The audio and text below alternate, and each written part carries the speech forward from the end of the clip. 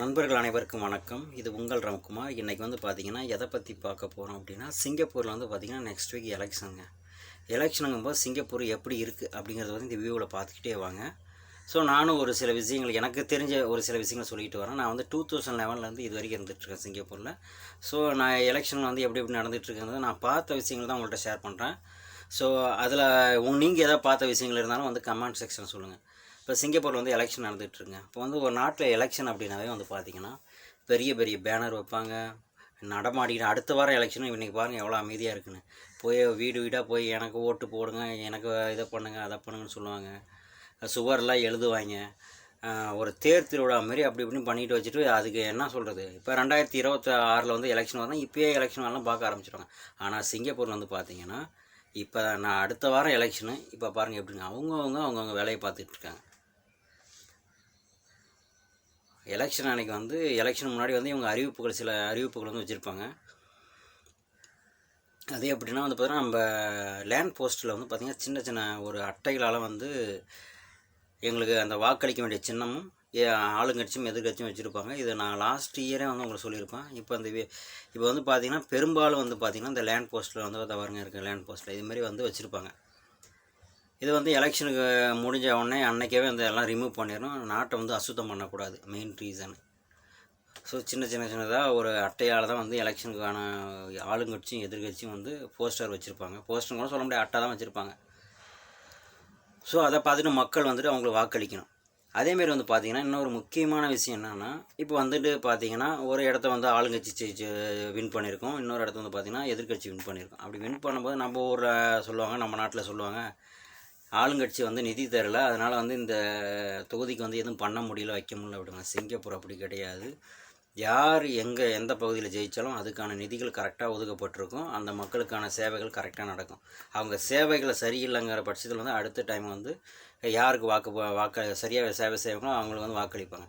ஏன்னு வந்து பார்த்திங்கன்னா சிங்கப்பூருங்கிறது வந்து பார்த்திங்கன்னா எல்லா இடங்களும் வந்து எல்லா இடமும் வந்துட்டு ஒரே மாதிரி வந்து வளர்ச்சி அடைஞ்சிட்டு வந்தால் தான் வந்து சிங்கப்பூர் வந்து எல்லாமே கம்பேரிஷன் உலக நாடுகள் ஃபுல்லாக இன்றைக்கி சிங்கப்பூர் மாதிரி இல்லை, சிங்கப்பூர் அப்படி இருக்குது இப்படி இருக்குது, ஏர்போர்ட் பயங்கர பிரம்மாண்டமாக இருக்குது, டிரான்ஸ்போர்ட் பயங்கர பிரம்மாண்டமாக இருக்குது, எம்ஆர்டி ஸ்டேஷன்ஸு வந்து மெட்ரோ ட்ரெயின்கள் பயங்கரமாக இருக்குது, சாலைகள் பயங்கரமாக இருக்குது, இயற்கைகள் வந்து பயங்கரமாக பாதுகாக்கப்படுது, செடி கொடிகள் நீர் வளங்கள் எல்லாமே எலக்ட்ரிக்கல்லேருந்து எல்லாமே வந்து பயங்கரமாக இருக்குது. அதனால் அப்படின்னு கம்பேர் பண்ணும்போது ஒரு இடம் வளர்ச்சி குன்றினாலும் அந்த இடம் வந்து பேசப்படாத போயிடும். சிங்கப்பூர் வளர்ச்சி குன்றியதை தான் நினைக்கிறேன். அதனால தான் வந்துட்டு யார் ஆளுங்கட்சி ஜெயித்தாலும் சரி தான் எதிர்கட்சி ஜெயித்தாலும் அந்தந்த தொகுதி வந்து பர்ஃபெக்டான வேலைகள் நடந்துக்கிட்டு இருக்கும்.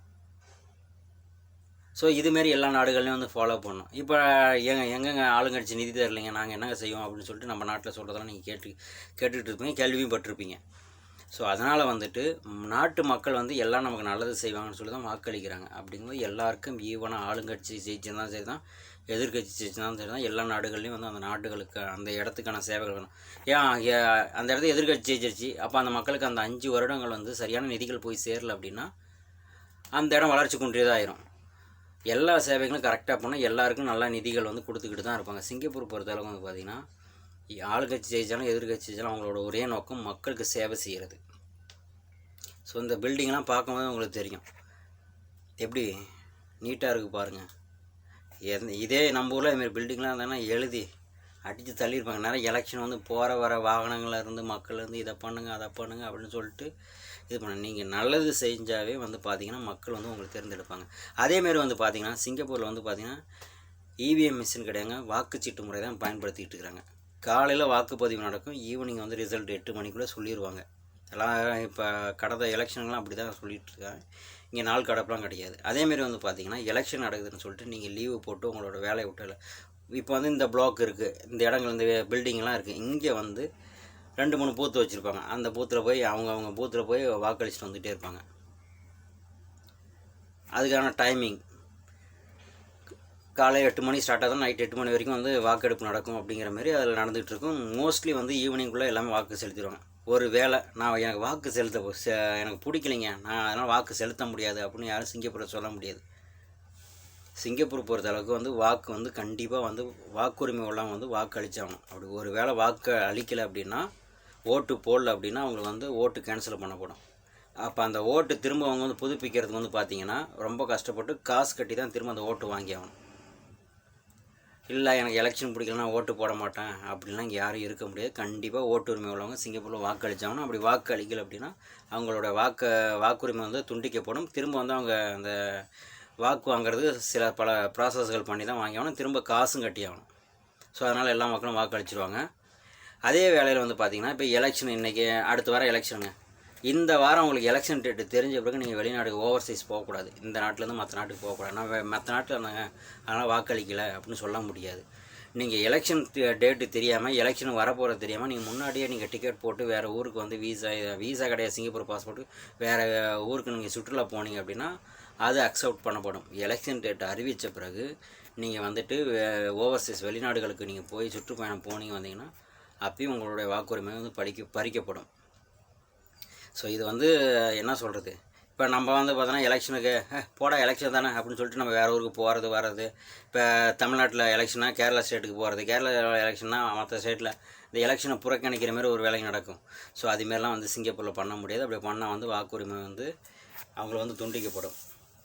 ஸோ அதனால் வந்துட்டு இங்கே வந்துட்டு இதுமாரி ப்ராசஸ்லாம் இருக்குது. இப்போ வந்து இவ்வளோ டெக்னாலஜிகள் எல்லாமே இருக்கிறதா தான் வந்து பார்த்திங்கன்னா இவங்க வாக்குச்சீட்டு முறையில் மட்டும்தான் யூஸ் பண்ணிகிட்ருக்காங்க. அப்போ இது எல்லாம் சொல்லுவீங்க சின்ன நாடுப்பா சிங்கப்பூர், அங்கெல்லாம் வாக்குச்சீட்டு இது பண்ணலாம். அமெரிக்காவே வந்து வாக்குச்சீட்டு தான், மலேசியாவே வாக்குச்சீட்டு தான். பெருவாரியான மக்கள்கள் கொண்ட நாடுகளிலே வந்து வாக்குச்சீட்டுகள் முறையில் தான் யூஸ் பண்ணிகிட்ருக்காங்க. ஏன்னா வந்து பார்த்திங்கன்னா ஒரு இடத்துலேருந்து இன்னொரு இடத்துல வந்து ஹேக் பண்ணுற விஷயங்கள் வந்து நிறையா உலகம் ஃபுல்லாக நடந்துகிட்ருக்கு. ஸோ இந்த வாக்கு இயந்திரங்கள் மட்டும் ஹேக் பண்ண முடியாது அப்படிங்கிறது வந்து விதிவிலக்கல்ல. அதனால் வந்துட்டு வாக்கு இயந்திரங்கள் வந்துட்டு வாக்குச்சீட்டு முறையில் எந்த நாட்டில் வந்து யூஸ் பண்ணுறாங்க அங்கே தான் ஜனநாயகம் வந்து உண்மையாக பயன்படுத்துனாங்க அப்படின்னு சொல்லி மக்கள் நம்புகிறாங்க. ஸோ சிங்கப்பூர் வந்து ஜனநாயக முறையில் தான் வந்து வாக்கெடுப்பு முறையில் நடந்தது. உலகம் ஃபுல்லாகவே அப்படி தான். இவிஎம் மிஷின் கிடையவே கிடையாதுங்க. அதேமாரி வந்து பார்த்திங்கன்னா எந்த ப்ராசஸும் ஸ்டாப் ஆகாதுங்க. எலெக்ஷன் வருது போகுது, அதனால் வந்து இதை ஸ்டாப் பண்ணிட்டு வேலை பார்க்கணும், அதை ஸ்டாப் பண்ணிட்டு வேலை அவங்கவுங்க வேலை அவங்க கரெக்டாக பார்த்துக்கிட்டு தான் இருக்கணும். அதனால் வந்துட்டு இங்கே எந்த ஒரு ப்ராசஸும் வந்து ஸ்டாப் ஆகுது. அப்போ வந்து பார்த்திங்கன்னா நாட்டின் வளர்ச்சி எந்த ஒரு கட்டத்துலேயும் வந்து குறையவே குறையாது. ஏன்னா அந்தந்த வேலைகள் கரெக்டாக நடந்துக்கிட்டு இருக்கும்போது வந்து பார்த்திங்கன்னா இன்றைக்கெலாம் வந்து பார்த்திங்கன்னா நம்ம ஊரில் ஒரு மாநாடு போட்டாவே வந்து அந்த ரோட்டை ஸ்டாப் பண்ணுங்கடாங்கிறாங்க, அதை பிளாக் பண்ணுங்கடா. இதை தன்னுடைய இன்ஃப்ளூயன்ஸை வந்து காட்டுறதுக்கோசரம் மக்களை வந்து சித்திரவதை செய்கிறது தான் வந்து நம்ம நாடுகள் நடந்துகிட்டு இருக்குது. ஸோ இங்கே வந்து பார்த்து எல்லாம் ப்ராசஸ் நடந்துகிட்டு மக்களுக்கான சேவைகள் செய்கிறவங்க வந்து பார்த்திங்கன்னா மக்களுக்கு நல்லது செஞ்சு அவங்களே தேர்ந்தெடுத்துட்டு போகிறாங்க. அவங்கள்ட்ட போய் இல்லைங்க இதை பண்ண போகிறேன், அதை பண்ண போகிறேன், அது பண்ண போகிறேன், இதை பண்ண போகிறேன் சொல்ல தேவையில்லை. ஸோ நீங்கள் நல்லது பண்ணிகிட்டே வந்தீங்க அப்படியே ஒரு ஸ்கூல் கட்டி கொடுத்தீங்க, ஏழைங்களுக்கு அவங்க வீட்டு சுவரில் போயிட்டு ஓவியம் வரைகிறத விட்டு அவங்களுக்கு ஒரு வீடை கட்டி கொடுத்தோன்னா அவங்களோட வாக்குகள் வந்து உங்களுக்கு கரெக்டாக வந்துடும். அதேமாரி பார்த்திங்கன்னா இங்கே வேலை நடந்துகிட்டு இருக்குங்க. இப்போ நம்ம போகும்போது ரோடு ஷேக் ஆகிற ஒரு ஃபீல் இருக்கும். இந்த ரோடு வந்து பார்த்திங்கன்னா யார் மேலே கான்ட்ராக்ட் வேலை செய்கிறாங்களோ அவங்க வந்து இந்த ரோடை வந்து பர்ஃபெக்டாக பார்த்துக்கணும். இப்போ நம்ம ஊரில் வந்து பார்த்திங்கன்னா வேலை நடந்துக்கிட்டுனா கன்ஸ்ட்ரக்ஷனோ இல்லை வந்து ஏதோ பாலம் கட்டுற வேலை நடந்துக்கிட்டு இருக்குன்னா ரோடு வந்து மண் ரோடு போட்டு விட்ருப்பாங்க. அப்போ அந்த இடத்துல நிறையா விபத்துகள் ஆகிடும். இங்கே வந்து இந்த வேலை நடந்துகிட்டு இருக்கும்போது இங்கே ஏதோ விபத்துகள் ஆகிடுச்சுன்னா இந்த கான்ட்ராக்டர் தான் பொறுப்பு. ஒரு ரோடு வந்து வளைவு வருது, இந்த இடத்துல வந்து இதை பண்ணியிருக்கேன்னா அவங்க வந்து பிஃபோரே வந்து சைன் போர்டு வச்சுருக்கணும். அதை பார்த்துட்டு தான் வாகனம் ஓட்டுவாங்க. இங்கே வந்து இந்த ஸ்பீட் லிமிட்டை ஃபாலோ பண்ணணும்னு சொல்லியிருப்பாங்க. அதேமாரி இங்கே வேலை நடக்குதுன்னு சொல்லிட்டு இந்த சாலைகள் வந்து தரமற்றதாக இருக்காது. எல்லாமே சாலைகளும் தரமாக இருக்கணும். அப்படி தரமாக இல்லை, இங்கே விபத்து நடந்ததுன்னா இது விபத்துக்கு காரணமாகறவங்க வந்து பார்த்திங்கன்னா இங்கே வேலை செய்கிறவங்க தான்.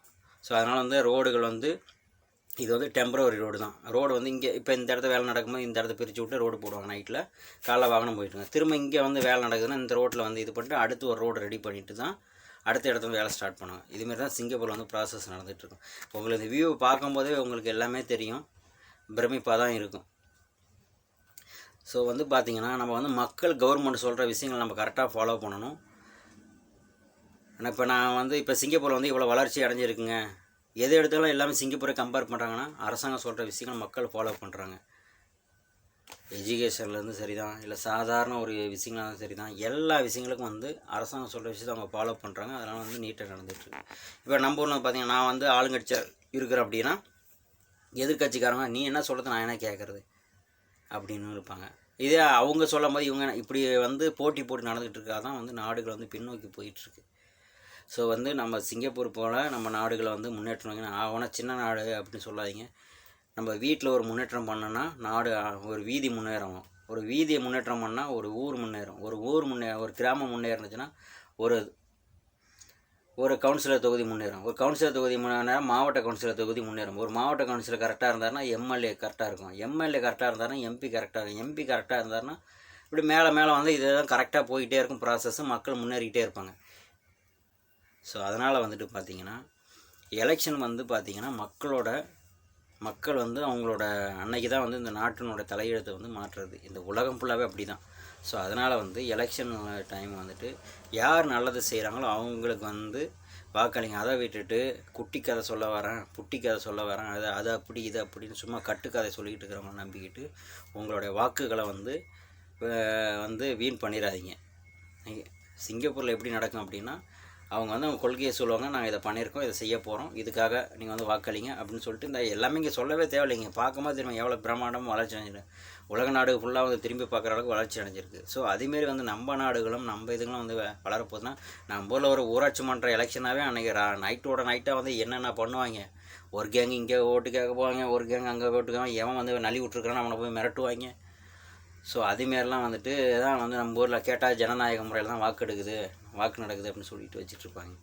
ஸோ எலெக்ஷனுங்கிறது வந்து மக்கள் வந்து நமக்கு யார் நல்லது செய்வாங்களோ அவங்களுக்கு வந்து தேர்ந்தெடுக்கிறது தான் எலெக்ஷனு. ஸோ அதில் வந்து எதுவும் பண்ணக்கூடாது. சிங்கப்பூரில் வந்து எலெக்ஷன் நடக்கிற மாரி உலகம் ஃபுல்லாக வந்து எலெக்ஷன் நடந்துச்சு அப்படின்னா உலகமே வந்து சீக்கிரம் வந்து முன்னேறுங்க. இது சிங்கப்பூர் வந்து நான் சிங்கப்பூரில் தான் இதை வந்து பிரம்மாண்டமாக பேசுகிறேன்னு நினச்சிட்டு இருக்காங்க. நடக்கிற விஷயத்த சொல்கிறேன். நீங்கள் வந்து இப்போ வந்து நம்ம ஊரில் வந்து இப்போ ஸ்கூல் லீவு சம்மர் லீவ் விட்டுருக்குற நிறையா ஃபேமிலிங்க வந்து இப்போ சிங்கப்பூர் வந்துக்கிறாங்க. ஸோ அவங்களும் இந்த எலெக்ஷனை பார்க்கும்போது அவங்களுக்கும் தெரியும், ஆமாம் இல்லை இப்படி தான் நடக்குது. நம்ம ஊரில் தான் என்னென்ன பண்ணுவாங்க அட்ராசிட்டி பண்ணால். ஏன் நம்ம ஊரில் வந்து சரத்குமார் அவர்கள் எம்எல்ஏ ஆனதுக்கு வந்து இந்த ரோசாப்பூ சின்ன ரோசாப்பூ அந்த சாங்கு சூரியவம்ச சாங்கு பாடி எம்எல்ஏ ஆகிட்டார். நம்ம நெப்போலியன் எம்பி எம்எல்ஏவெலாம் இருந்துக்கிறார். அவர் வந்து இந்த கிழக்கு செவக்கையில் அந்த சாங்கை பாடி இதுமாரிலாம் கிடையாது. அந்த பாட்டுக்காக ஓட்டு போட்டிங்க அப்படின்னா நீங்கள் வறுமையில் தான் வாடிக்கிட்டு இருக்கணும். உங்களுக்கு யார் நல்லது செய்கிறாங்களோ அவங்க வாக்களிங்க. இந்த எலெக்ஷன் டைமில் வந்து பந்தா கட்டுறது, ஃபிலிம் காட்டுறது, அது அப்படி இது அப்படிலாம் உங்கள் கொள்கையை வந்து பாருங்கள். உங்களுக்கு என்ன சேவைகள் என்ன பெனிஃபிட் இருக்கோ அதுக்கு வந்து நீங்கள் வாக்களித்தா மட்டும்தான் வந்து சிங்கப்பூர் மாரி நம்ம நாட்டிலையும் வந்துட்டு சிறப்பான வந்து எலெக்ஷன் நடந்துகிட்ருக்கோம். அதை விட்டுட்டு பூத்து கமிட்டிக்கு ஒரு மீட்டிங் போடுறது, அதை பண்ணுறது இதை பண்ணுறதுன்னு சொல்லிட்டு மீடியாக்களில் வர வந்து வதந்திகளை நம்பிக்கிட்டு நீங்கள் வந்து வாக்களிச்சிங்க அப்படின்னா நீங்கள் வந்து கல்வி கற்றும் வந்துட்டு வேலை வாய்ப்பின்றி என்ன சொல்கிறது எல்லா விஷயங்களும் பின்தங்கி போயிடுதாங்க. அப்போ நாளைக்கு வந்து நீங்கள் அரசாங்கம் நீங்கள் தேர்ந்தெடுத்த அரசாங்கம் வந்து செய்கிறதான் வந்து நீங்கள் ஃபாலோ பண்ண முடியும். நீங்கள் சரியான அரசாங்கத்தை தேர்ந்தெடுத்தீங்க அப்படின்னா உங்களுக்கு சரியான சேவைகள் வந்து சேரும். அது மத்திய அரசாங்கம் சரி தான், மாநில அரசாங்கம் சரி தான். ஸோ நீங்கள் தேர்ந்தெடுக்கும் போது ராங்கான பார்ட்டியை தேர்ந்தெடுத்துட்டு திரும்ப எங்களுக்கு அது வரல இது வரலன்னு சொல்கிறது, அப்போ யாருக்கு மேலே குற்றம்? இது தேர்ந்தெடுத்த உங்கள் மேலே தான் குற்றம். ஸோ அதனால் வந்துட்டு என்னடா சிங்கப்பூர் எலெக்ஷனை பற்றி பேசுகிறேன்னு சொல்லிட்டு எதாவது பேசிட்டு நினைக்காதீங்க. ஒரு சில விஷயங்கள் நம்ம பார்க்கும்போது இதுமாரிலாம் இங்கே நம்ம நாட்டில் நடக்காதா போவாதுன்னு ஒரு ஏக்கம் தான். எதை எடுத்தாலும் இதில் ஊழல் அதில் ஊழல், அது அந்த ஊழல் பண்ணிட்டாங்க இந்த ஊழல் பண்ணுறாங்க அப்படின்னு எந்த கட்சி ஊழல் பண்ணாலும் அதை வந்து எதிர்த்து கேட்குற வந்து மனநிலைமை வந்து மக்களுக்கு என்றைக்கு வருதோ அன்றைக்கி தான் வந்து அந்த நாடு வல்லரசாகும். இப்போ அப்துல் கலாம் அவர்கள் வந்து பார்த்திங்கன்னா 2020 தான் வந்து நம்ம நாடு வல்லரசாயிருன்னு சொன்னாங்க. இப்போ வந்து பின்னோக்கி தான் போயிட்டுருக்கு. எல்லாருக்கும் தெரியும். இன்றைக்கி வந்து அமெரிக்கா டாலர் வந்து நமக்கு வந்து 84 ரூபா 85 ரூபா வந்துருச்சு. 40 ரூபா இருந்தது. அப்துல் கலாம் ஐயா சொல்லும் போது நம்ம நாட்டுக்கும் அமெரிக்காவுக்கும் $40 விகிதம் தான் இருந்துச்சு. இன்றைக்கி வந்து எங்கே மேலே $44 44 ரூபாய்க்கு மேலே வந்துருச்சு. எல்லாம் பொருளாதார விளைவுகள் அதிகம். இப்போ இந்த வளர்ச்சி அடைஞ்ச நாடுகள் சிங்கப்பூராக இருந்தாலும் சரி தான், மலேசியாவாக இருந்தாலும் சரி தான், சீனாவாக இருந்தாலும் சரி தான், ஜப்பானாக இருந்தாலும் சரி தான், இப்போ நிறைய வளர்ச்சி அடைஞ்ச நாடுகள்லாம் பார்த்திங்கன்னா 95க்கு மேலே தான் டெக்னாலஜி வளர்ச்சியிலேருந்து கரெக்டாக பிடிச்சி அவங்க நாட்டை வந்து வளர்ச்சி அடைய வச்சுட்டாங்க. ஏசியாவில் நான் சொல்கிறேன், ஏசியாவில் ரஷ்யாவில் வந்து சரி தான், எல்லா நாடுகளும் குட்டி நாடுகள் கூட வளர்ந்துருக்குன்னா காரணம் அவங்க வந்து டெக்னாலஜி வந்து கரெக்டாக பயன்படுத்திக்கிட்டு மக்களுக்கு சரியான சேவைகள் பண்ணுறதால தான் வந்து வளர்ச்சி அடைஞ்சிக்கிறாங்க. ஆனால் வந்து பார்த்திங்கன்னா இந்த டெக்னாலஜி வச்சு எவ்வளோக்கும் வந்து நம்ம வந்து ஃபோர்ஜரி பண்ண முடியும் வைக்க முடியும்னு சொல்லி ஏமாற்றுத்தனங்கள் நடக்குதோ அந்த நாடுகள் ஃபுல்லாகவே வந்து வீழ்ச்சி அடைஞ்சிருக்கு. அதில் ஒரு நாடு தான் நம்ம நாடும். நம்ம நாடு வந்துட்டு இப்போ பொருளாதாரத்துலேருந்து சரி தான் இந்த கொரோனா இஷ்யூவில் வந்து ரொம்ப வீழ்ச்சி அடைஞ்சிட்ருக்கு. இந்த இந்த 20 ஆண்டுகளுக்கு வளர்ச்சி அடைஞ்ச பிறகு வளர்ச்சி அடைஞ்ச நாடுகளுக்கு கம்பேர் பண்ணும்போது நம்ம நாடுகள் வந்து ரொம்ப லோவாக தான் இருக்குது. ஸோ அதனால் நம்ம நாடுகள் முன்னேறணும் வைக்கணும் அப்படின்னா அரசாங்கங்கள் வந்து சரியான முறையில் தேர்வு செய்யுங்க. அரசாங்க பணியில் இருக்கிறவங்க மக்களுக்கு சேவை பண்ணுங்கள். அரசாங்க பணி செய்கிறதுக்காக உங்களுக்கு வந்து இந்த ஜென்மத்தில் ஒரு வாய்ப்பு கிடச்சிருக்கு, அது மக்களுக்காக நல்லா செய்யுங்க. அதை விட்டு நான் அரசாங்க பதவியில் இருக்கிறேன்னு சொல்லிட்டு மக்கள்கிட்ட வந்து நீங்கள் வந்து கெடுபிடி பண்ணிக்கிட்டோன்னா அதுக்கான கரும வினைகளை வந்து அனுபவிப்பீங்க. ஸோ நம்ம வந்து சிங்கப்பூரில் வந்துட்டு ஒரு பேங்க்கு போனாவே வந்து தெரியும் அவங்க எப்படி நம்மளை கவனிக்கிறாங்கன்னு. சிங்கப்பூர் போனால் நம்ம நாடு மாறணும் அப்படின்னா நீங்கள் வாக்களிக்கிற மக்கள்கிட்ட தான் இருக்குது.